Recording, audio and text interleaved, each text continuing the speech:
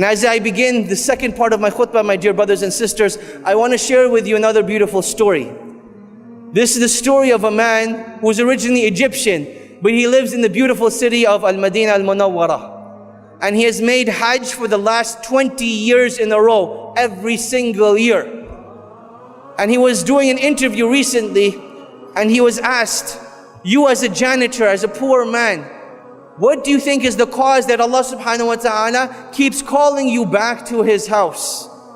So in this interview, the man says, this is purely from the blessings of Allah subhanahu wa ta'ala. And I'm not sure of the exact reason, but I do remember a particular incident in my very first Hajj that I saved up for the whole entire year before I came for my first Hajj.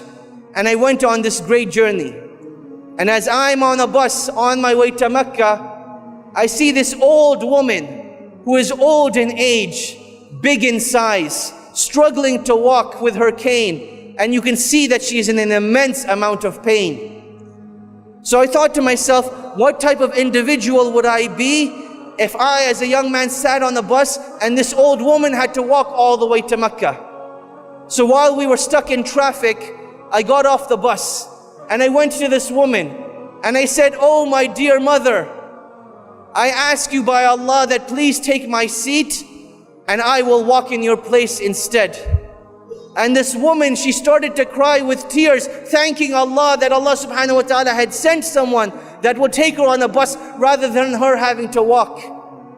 And as she was getting on the bus, she turns around to that man and she says, oh my dear son, I pray to Allah that Allah subhanahu wa ta'ala never prevents you from making Hajj again. And he says, Allah knows best, but I believe that was the cause that each and every single year, Allah subhanahu wa ta'ala sends someone knocking on my door that requests my help in going for Hajj. Or they request my company, or they say, I want to take you to Hajj for free. And each and every single year for the last 20 years, this is what has happened. My dear brothers and sisters, when we make dua to Allah subhanahu wa ta'ala, we need to remember that nothing is impossible for Allah subhanahu wa ta'ala. Ibrahim alayhi salam, he was thrown into the fire and Allah subhanahu wa ta'ala told the fire to be cool and peaceful.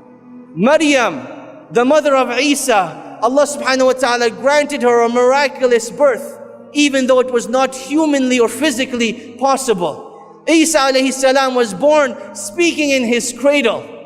Yunus alayhi salam was devoured whole by a whale and taken to the bottom of the ocean. And when he called out to Allah, Allah subhanahu wa ta'ala was there to protect him and grant him that which he desires. My dear brothers and sisters, that is our relationship with Allah subhanahu wa ta'ala. وَآتَاكُم مِّن كُلِّ مَا سَأَلْتُمُوهُ. That if you were to ask Allah subhanahu wa ta'ala, Allah subhanahu wa ta'ala is shy to turn our hands away empty-handed. Rather, we are the ones that fall deficient. That Allah subhanahu wa ta'ala has given us this great blessing, yet we do not take advantage of it. My dear brothers and sisters, Allah subhanahu wa ta'ala does not get angry when we keep asking for the things that we want and desire. Allah subhanahu wa ta'ala becomes angry when we don't ask of Him, when we think of ourselves self-sufficient.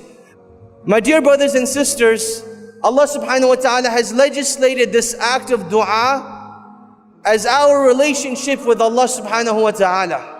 It is our way of conversing with Allah subhanahu wa ta'ala. And that is why it is the one of the most beloved acts of worship.